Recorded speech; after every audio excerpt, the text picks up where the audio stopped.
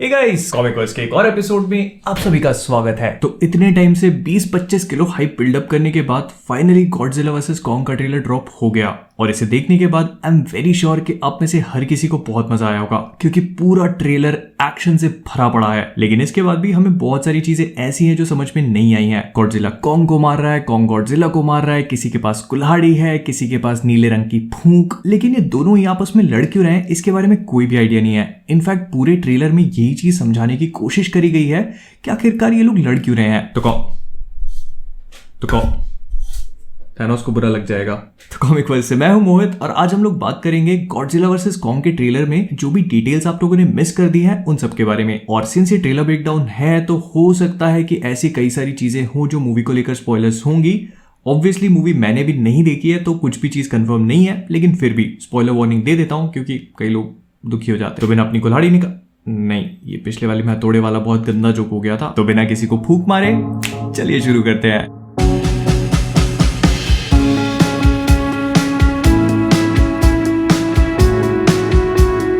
तो ट्रेलर की शुरुआत होती है एक सिटी में होने वाली धमाके के साथ, जहां पे कई सारे बड़े बड़े पत्थर बहुत बड़ी बड़ी बिल्डिंग्स को तोड़ रहे हैं और इसी से बहुत सारे लोग बच के भाग रहे हैं। लेकिन इस सीन में एक बहुत ही अमेजिंग डिटेल है। अगर आप थोड़ा सा ध्यान से देखेंगे तो जिस चीज से लोग बच के भाग रहे हैं वो एक्चुअली में एक बहुत बड़ा मॉन्स्टर है। और भले ही आप माने या ना माने, लेकिन ये वाला सीन पूरे ट्रेलर का सबसे इंपॉर्टेंट सीन है, लेकिन इस पे मैं थोड़ी देर में आऊंगा। फिर इसके बाद वाले सीन में हम कई सारी शिप्स को देख सकते हैं और एक जो सबसे बड़ी है उस पे कॉन्ग है। फिर इसके नेक्स्ट सीन में हमें पहली झलक देखने को मिलती है ईजा गोंजालेस के कैरेक्टर माया सिमंस की। फिर इसके नेक्स्ट सीन में हमें वार्नर ब्रदर्स और लेजेंडरी स्टूडियोज के लोगोस देखने को मिलते हैं जो बहुत ही अच्छी तरह से दिखाए गए हैं और इनके पीछे भी एक काफी हिडन मैसेज है। पहले वार्नर ब्रदर्स का पूरी तरह से कॉपर और रेडिश कलर का है जो कॉन्ग को रिप्रेजेंट कर रहा है और इसके बाद लेजेंडरी पिक्चर्स का ब्लू है जो गॉडजिला को। लेकिन दोनों ही लोगोस में एक लाइट मशीन टाइप का ग्लिच वाला इफेक्ट है और ये सारी की सारी चीजें बहुत ही सिंपल वे में एक ही तरफ इशारा कर रही हैं। बाद में बताता हूँ। फिर इसके नेक्स्ट वाले सीन में हम अलेक्जेंडर सास्गार्ड के कैरेक्टर नेथन लिंड को देख सकते हैं और इस कैरेक्टर को स्पोर्ट पे देखने के बाद मैं चीज श्योरली कह सकता हूँ कि ये पूरा मतलब कॉन्ग को पकड़ के उसे ट्रांसपोर्ट करने का काम जो कर रहे हैं वो मोनार्क है, जो वैसे कहने को तो एक सिक्योरिटी ऑर्गेनाइजेशन है, लेकिन इसके फंडे इतने गहरे हैं कि अभी तक समझ में नहीं आते। और मोनार्क को हम लोग मॉन्स्टरवर्स की तीनों मूवीज मतलब Godzilla 1, Godzilla 2, Kong Skull Island, इन तीनों में बहुत ही ज्यादा अच्छी तरह से इन्वॉल्व होता हुआ देख चुके हैं। लेकिन इस मूवी में मोनार्क के अलावा एक एजेंसी और भी है जिसने कमान संभाल ली है। लेकिन इसके बाद आता है मूवी में ट्विस्ट। अगर आप लोग किंग कॉन्ग को थोड़ा भी फॉलो करते हैं तो आपको ये चीज पता होगी कि इसकी एक ही वीकनेस है, लड़कियां। नहीं मतलब इसे गलत तरह से मत लेना, प्यार किसी को भी कभी भी कहीं भी हो सकता है दोस्तों। तो इस मूवी में बेसिकली कॉन्ग की भी एक वीकनेस दिखाई गई है और वो है एक छोटी सी बच्ची। अब इस बैकग्राउंड को देखकर वैसे तो सारी की सारी हिंट्स यही बता रही हैं कि ये जगह, ये लोकेशन स्कल आइलैंड की है जहां में भी मोनार्क वाले गए हूं और कॉन्ग को पकड़ के लाए हूं। एंड ऑफ कोर्स इस पूरी चीज के पीछे की होगी ये छोटी बच्ची, क्योंकि कोई ऐसा इंसान अगर है जो कॉन्ग को कंट्रोल कर सकता है तो उसके प्यार में कॉन्ग कुछ भी करने को तैयार है, अपनी जान देने तक को भी, सबको पता है। तो आई गेस इसी बच्ची का यूज करके मोनार्क वाले कॉन्ग को कंट्रोल करने वाले हैं और ये सब कुछ करवाने वाली मतलब मोनार्क को इस लड़की से कनेक्ट करके कॉन्ग को शिप तक पहुंचाने वाली होंगी रेबेका हॉल की कैरेक्टर आइलीन एंड्रयूज। प्लस आइलीन ने भी इतने टाइम तक उस बच्ची के साथ रहकर अपने बॉन्ड को स्ट्रॉन्ग कर लिया है। फिर इसके नेक्स्ट वाले सीन में हमें एक बहुत ही ब्यूटीफुल सीन देखने को मिलता है जहां पर कॉन्ग और वो बच्ची एक दूसरे के साथ अपनी उंगलियों को कनेक्ट करते हैं और ये दिखाता है कि इनका बॉन्ड इस मूवी में कितना इंपॉर्टेंट होगा। लेकिन फिर नेक्स्ट सीन में हम देखते हैं कि इन पूरे के पूरे शिप्स के कॉन्वॉय तो नहीं बोलेंगे, पर इन पूरे के पूरे शिप्स के झुंड पर गॉडजिला ने अटैक कर दिया है। पता नहीं क्यों। हमने अभी तक गॉडजिला की 2 मूवीज देखी है और हमें ये बहुत अच्छे से पता है कि गॉडजिला ह्यूमंस को हार्म नहीं करता, एटलीस्ट जानबूझ के तो नहीं। लेकिन यहाँ पर आकर वो शिप्स को डिस्ट्रॉय कर रहा है और उसके बाद भी ह्यूमंस को नहीं छोड़ रहा, बिल्कुल भी नहीं। और ये सब कुछ देखकर उस शिप पे जितने भी लोग हैं वो भी हमारी तरह कंफ्यूज हो चुके हैं। उन्हें पता भी नहीं कि गॉडजिला ऐसा क्यों कर रहा है। एंड खास तौर पे तो ये मैडम, जो मुझे लगता है कि इस मूवी में बहुत बड़ा रोल प्ले करेंगी। और जितने परेशान ह्यूमंस गॉडजिला को देखकर हैं उससे कहीं ज्यादा परेशान कॉन्ग है, क्योंकि वो समझ चुका है कि उसके लिए जिंदगी जितनी मुश्किल थी अब उससे बहुत ज्यादा मुश्किल होने वाली है। और इसी के नेक्स्ट सीन में गॉडजिला कॉन्ग के मुंह पर एक सपाटा मारता है और सीधे शिप पे ही आ जाता है। एंड फिर एक बहुत ही धांसू से बैकग्राउंड स्कोर के साथ हम लोग इन दोनों की पहली फाइट को देखते हैं, जिसमें कॉन्ग गॉडजिला के मुंह पर इतना सही पंच मारता है कि मैं क्या ही बोलूं। लेकिन इस सीन में एक चीज बहुत ही ध्यान देने वाली है और वो ये है कि कॉन्ग और गॉडजिला की हाइट ऑलमोस्ट सेम ही है। तो जो लोग इस चीज को लेकर कंफ्यूज्ड हैं, मैं उन्हें समझा देता हूं कि जब कॉन्ग स्कल आइलैंड आई थी तो उस टाइम पे कॉन्ग इतना बड़ा नहीं था, मतलब एज वाइज इतना बड़ा नहीं था। और मूवी में ये चीज समझाई है कि वो अभी भी ग्रो कर रहा है। और हमें पता है कि कॉन्ग स्कल आइलैंड की टाइमलाइन और इस मूवी की टाइमलाइन बहुत दूर दूर है, तो इतने सालों में कॉन्ग ने प्रोबेबली ग्रो कर लिया होगा और इसीलिए वो गॉडजिला के बराबर लग रहा है। फिर वो गॉडजिला को लेके जाता है और धक्का मार के पानी में फेंक देता है, और इसके बाद भी ह्यूमंस अपनी शिप से गॉडजिला को कई सारी मिसाइल्स मार के रोकने की कोशिश कर रहे हैं जैसे इससे कुछ होने भी वाला है। लेकिन गॉडजिला भी कहाँ पीछे रुकने वाला है, वो अपनी पावर्स का यूज करता है और कॉन्ग को पहला स्वाद चखाता है अपनी एटॉमिक ब्रेथ का, जिसे कॉन्ग जैसे तैसे डॉज कर लेता है और पानी में कूद जाता है। तो इसके नेक्स्ट सीन में हम देखते हैं रेन सेरीजावा को, जो मॉन्स्टरवर्स के लिए फिलहाल एक नया कैरेक्टर है। लेकिन रेन सेरीजावा इस वाले सीन के लिए इतने इंपॉर्टेंट नहीं है। जो सबसे इंपॉर्टेंट चीज है वो उनके पीछे वाली स्क्रीन पे चल रही है। अगर आप लोग ध्यान से देखेंगे, मतलब ध्यान से देखने की भी जरूरत नहीं है, यहाँ पे बहुत क्लियर एक गॉडजिला जैसा कैरेक्टर आपको दिख सकता है। मतलब इसके डायनासोर जैसे पैर हैं, और अगर इस यूनिवर्स में किसी के भी डायनासोर जैसे पैर होंगे तो वो या तो गॉडजिला होगा या डायनासोर। तो प्रोबेबली मेगा गॉडजिला है, जो जहां तक है इस मूवी का मेन विलेन होगा, और गॉडजिला और कॉन्ग मिलके इसको हराएंगे। अब जिन लोगों को मेगा गॉडजिला के बारे में नहीं पता, मैं उन्हें थोड़ा सा ब्रीफ में एक्सप्लेन कर देता हूँ। तो मेगा गॉडजिला एक्चुअली में एक ह्यूमन क्रिएटेड मॉन्स्टर है, जिसे मॉन्स्टरवर्स में इंसानों ने क्रिएट किया ताकि वो गॉडजिला से लड़के उसे टक्कर दे सके। और जो ट्रेलर के पहले वाले सीन्स थे जहां पर एक बहुत बड़ा मॉन्स्टर था और लोग उससे भाग रहे थे, तो वो मॉन्स्टर भी प्रोबेबली मेगा गॉडजिला ही है। तो मेगा गॉडजिला पूरी तरह से एक रोबोटिक मॉन्स्टर है जिसे इंसान कंट्रोल करता है, और स्पेसिफिकली एक वुमेन, मतलब उस लेडी की मेगा गॉडजिला के साथ दिमाग से लिंक जोड़ दी जाती है, और वो लड़की उसे जो करने के लिए कहती है वो करता है, मतलब हमारी दुनिया के जैसे। तो आई थिंक कि मूवी में भी ऐसे ही कुछ होगा। फिर इसके नेक्स्ट सीन में हमें पहली झलक देखने को मिलती है मार्क रसल की, जिन्हें हमने गॉडजिला 2 में भी देखा था, और ये पिता थे मिली बॉबी ब्राउन के कैरेक्टर मैडिसन के। और अगर आप मार्क के टीवी पर थोड़ा सा ध्यान देंगे, मतलब ध्यान से देखेंगे, तो आपको दिख जाएगा कि यहाँ पे गॉडजिला जो तबाही कर रहा है दुनिया भर में, उसकी खबर चल रही है। एंड इससे ये चीज समझ में आ रही है कि गॉडजिला बिना किसी कारण से एक रैम्पेज पे निकल पड़ा है।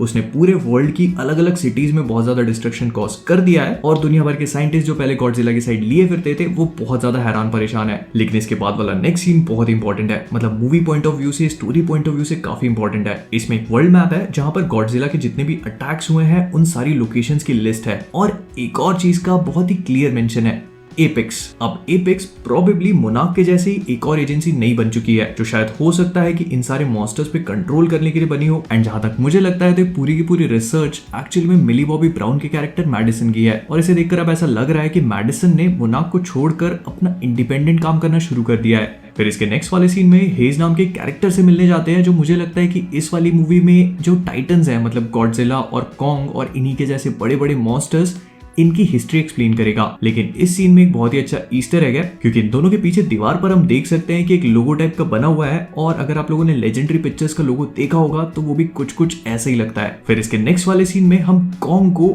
एक आइलैंड पे पहुंचा हुआ देख सकते हैं। अब जो लोग सोच रहे हैं कि स्कल आइलैंड है, तो ऐसा बिल्कुल भी नहीं है। इसके बैकग्राउंड में आइलीन की वॉइस कहती है इट इज ट्रू, मतलब मिथ जो है वो सही थी, एक बहुत बड़ा वॉर हुआ था। अब एक्चुअली में आइलीन यहाँ पर द ग्रेट टाइटन वॉर की बात कर रही है, जिसे गॉडजिला किंग ऑफ मॉन्स्टर्स, मतलब गॉडजिला के सेकंड पार्ट में थोड़ा बहुत एक्सप्लेन किया गया था। इसके हिसाब से आज से कई हजारों साल पहले टाइटन्स और ह्यूमंस, मतलब गॉडजिला जैसे बड़े बड़े मॉन्स्टर्स और ह्यूमंस के बीच में एक बहुत बड़ा वॉर हुआ था। गॉडजिला की जो अंडरग्राउंड सिटी थी उसमें पहले तो ये दिखाया गया कि ह्यूमंस टाइटन्स को पूजते थे, उनकी वर्शिप करते थे, लेकिन आगे जाकर कुछ ह्यूमंस के पास टेलीपैथिक एबिलिटीज आ गई, जिनका इस्तेमाल करके वो टाइटन्स के साथ एक दिमाग वाली लिंक जोड़ लेते और उन्हें अपने कंट्रोल में कर लेते थे। एंड अगर आप लोगों ने इस ट्रेलर को थोड़ा सा ध्यान से देखा होगा तो मेरे ख्याल से वो छोटी बच्ची भी कॉन्ग के साथ यही चीज कर रही है। अब उसके पास टेलीपैथिक लिंक है या नहीं ये तो मैं कंफर्म नहीं बोल सकता, लेकिन कहीं ना कहीं उसका और कॉन्ग का कुछ इसी तरह का बॉन्ड है। तो इस पूरे के पूरे टाइटन वॉर को किसने जीता ये तो बहुत क्लियरली एक्सप्लेन नहीं किया गया, लेकिन ये जरूर बताया गया है कि वेदर का एक बहुत बड़ा इवेंट हुआ था जिसे द कैटेक्लिज्म नाम दिया गया है, और इसके बाद जितने भी ह्यूमंस और टाइटन्स हैं ये सब अलग अलग हो गए। ह्यूमंस ने अर्थ के ऊपर ही अलग अलग छोटी छोटी कॉलोनीज बना ली, और टाइटन्स जो है वो अर्थ के अंदर ही चले गए। मतलब इस यूनिवर्स की जो अर्थ है उसके ऑपोजिट पोल्स में 2 छेद हैं, जिनका इस्तेमाल करके आप अर्थ के अंदर जा सकते हो, और उस जगह को कहते हैं हॉलो अर्थ। इसका अपना खुद का एक अंदर ही केव सिस्टम है, और माना जाता है कि कई सारे मॉन्स्टर्स आज भी इस जगह पर एग्जिस्ट करते हैं। एंड इस सीन में गॉडजिला हॉलो अर्थ में पहली बार जा रहा है। उसे हॉलो अर्थ के बारे में कुछ भी नहीं पता था, लेकिन अब वो यहाँ पे जा रहा है। और अगर आप लोग सोच रहे हैं कि ऐसा क्यों है, तो मैं इसे किसी एक अलग से वीडियो में एक्सप्लेन करूंगा। मैं कॉन्ग के ओरिजिन पे काम कर रहा हूँ ऑलरेडी, तो उस वीडियो में मैं सारी चीजें बहुत डिटेल में समझाऊंगा। बस आप इतना समझ लीजिए कि कॉन्ग को हॉलो अर्थ के बारे में कुछ भी नहीं पता था, लेकिन हाँ, उसके एंसेस्टर्स इसी वॉर का एक बहुत बड़ा पार्ट थे और वो लोग हॉलो अर्थ में अपने आप को जाके छुपा लेते हैं, जिनके हैंड मार्क्स को देखकर कॉन्ग ये चीज रियलाइज कर रहा है कि उसे यहाँ पे जाना चाहिए। और ये वाला सीन प्रोबेबली हॉलो अर्थ के अंदर का ही है, क्योंकि अगर आप लोग देखेंगे तो इसके पीछे एक शिप है जो किसी भी एंगल से मुझे नहीं लगता कि ह्यूमंस को बिलोंग करती है। हो सकता है कि इसमें अच्छे ह्यूमंस हों जो कॉन्ग का पीछा करते करते यहाँ तक आ चुके हैं और उसकी मदद करना चाहते हैं, लेकिन मुझे ऐसा लगता है कि इसमें एलियंस है। हैरान मत होना, इस यूनिवर्स में सब कुछ है। और इसके नेक्स्ट वाला सीन बहुत ऑसम है, क्योंकि इस केव में पहुंचने के बाद कॉन्ग को अपना वेपन मिलता है जो है एक एक्स। एंड आई थिंक ये वाली एक्स शायद कॉन्ग ने खुद बनाई है गॉडजिला के एक फिन को तोड़ के, तभी वो गॉडजिला के एटॉमिक ब्रेथ को भी एब्सॉर्ब करेगी आगे जाकर। फिर इसके बाद वाले सीन में हम कॉन्ग को मॉन्स्टरवर्स के दो और बड़े बड़े मॉन्स्टर से फाइट करते हुए देख सकते हैं, जिनमें से पहले का नाम है नोजुकी और दूसरे का नाम है वॉरबैट। और इसके बाद और भी कुछ शॉट्स आते हैं जो हॉलो अर्थ के ही मुझे लग रहे हैं, लेकिन इस पूरे हॉलो अर्थ वाले सीक्वेंस में एक चीज बहुत ही ज्यादा है जिसपे हमें ध्यान देना चाहिए, और वो है कि यहाँ पे गॉडजिला कहीं पे भी नहीं है। तो शायद ऐसा हो सकता है कि गॉडजिला और कॉन्ग की जो पहली फाइट होगी उसमें कॉन्ग बहुत ही बुरी तरह से हारेगा और फिर वो अपने खुद के क्वेस्ट पे जाएगा ताकि उसे अपने वेपन्स और अपनी खुद की हिस्ट्री के बारे में पता चल सके। फिर इसके बाद मैडिसन का भी एक छोटा सा सीन है जो वैसे तो काफी नॉर्मल सा है, लेकिन यहाँ पर मुझे मैडिसन के बाल थोड़े सफेद से दिख रहे हैं, पता नहीं क्यों। हो सकता है कि लाइट का इफेक्ट हो, लेकिन मुझे ऐसा लग रहा है। आपको क्या लगता है कमेंट्स में बताना। और फाइनली इस ट्रेलर का एंड होता है गॉडजिला और कॉन्ग के एक बहुत ही एपिक शोडाउन के साथ, जो उस नियॉन लाइट से भरी हुई टोक्यो या फिर हांगकांग के जो भी शहर है यहाँ पे है। डेफिनेटली कोई जापानीज या चाइनीज सिटी है ये, क्योंकि यहाँ के जितने भी बोर्ड्स हैं या तो मैंडरिन में है या फिर जापानीज में। और कॉन्ग का वेपन पूरी तरह से गॉडजिला के एटॉमिक ब्रेथ को एब्सॉर्ब कर लेता है और वो उसके मुंह पर क्या वार करता है। अगर आप लोगों ने 1962 की गॉडजिला वर्सेस कॉन्ग देखी होगी तो उसमें भी एक ऐसे ही सीन है जिसमें कॉन्ग गॉडजिला के मुंह में एक पेड़ घुसेड़ देता है, तो मे बी ये उसी को लेकर एक इस तरह हो। तो कुल मिलाकर इस पूरे ट्रेलर को देखने के बाद जो मेरे फर्स्ट इंप्रेशंस है वो बहुत ही अमेजिंग रहे। मुझे ऐसा लगा कि ये मूवी बहुत अच्छी होने वाली है, जिसका मुझे पहले से काफी हद तक अंदाजा था, क्योंकि मैं मॉन्स्टरवर्स की जितनी भी मूवीज है उनका बहुत बड़ा फैन हूँ। आई मीन ओवरग्रोन मॉन्स्टर्स को इतने बड़े बड़े पर्दे पर कौन लड़ते हुए देखना नहीं चाहेगा। लेकिन फिर भी इस पूरे ट्रेलर को देखकर मुझे लगा कि ये सिर्फ एक फाइट या फिर एक एक्शन मूवी नहीं होने वाली, ये स्टोरी पर बहुत ही अच्छी तरह से बिल्ड करेगी और अपने यूनिवर्स को, उसकी माइथोलॉजी को एक्सपैंड करेगी, जो मॉन्स्टरवर्स को एक सिनेमैटिक यूनिवर्स के रूप में बिल्ड करने के लिए इससे अच्छी चीज नहीं हो सकती। तो विद दैट बीइंग सेड हम लोग इस वीडियो को यहीं पे रैप अप करेंगे। अगर आपको वीडियो पसंद आया हो तो प्लीज इसे लाइक और शेयर करना मत भूलिएगा। इसके साथ ही साथ अगर आप सभी लोग कॉमिक वर्स पे नए हैं तो वो नीचे वाला सब्सक्राइब बटन आपको रेड दिख रहा होगा, प्लीज उसे टच करिए और ग्रे बनाइए। मैं बोलता हूँ पता नहीं क्यों नहीं करते आप लोग, करो करो अभी करो। फिर इसके बाद आप सभी लोग मुझे फेसबुक, इंस्टाग्राम, ट्विटर, डिस्कॉर्ड हर कहीं पे फॉलो कर सकते हैं। दुनिया जमाने में जितनी भी चीजें हैं सबके लिंक डिस्क्रिप्शन में मिल जाएंगे आपको।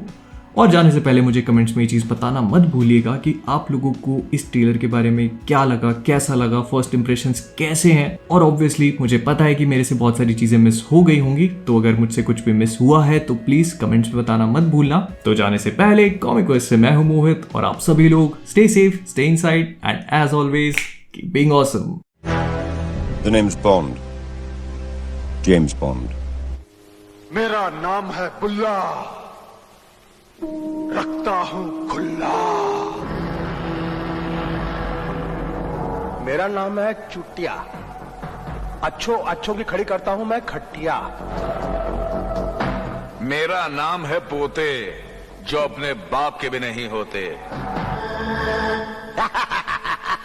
मेरा नाम है इबू हटेला, माँ मेरी चुड़ैल की बेटी, बाप मेरा शैतान का चेला, खाएगा केला।